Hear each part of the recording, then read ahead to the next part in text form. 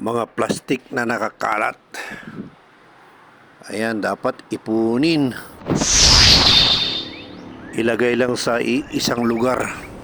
Yung mga ibang plastic bottle ay pwedeng pagtataniman. Wow! Pwede siyang lagyan ng botel ng pichay. Yay! O kaya'y buto ng sitaw.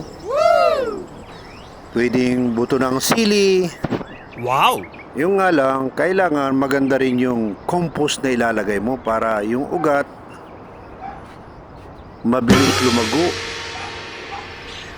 Ayan guys. Ayan, yung mga pinasok ng tubig nung bumaha, nung bagyong uwan. Ayan, malapit ng isang sako ang naipon natin mga guys. Ay, siya nga pala mga guys. Kung napanood mo tong aking video, sana wag mo namang kalimutan i-follow, like, and share. Alam mo, malaking bagay na sa akin ito. At ingat tayo palagi. God bless.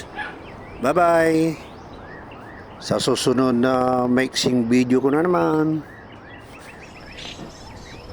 Huwag mong kalimutan mag-follow at mag-like. Share mo na rin.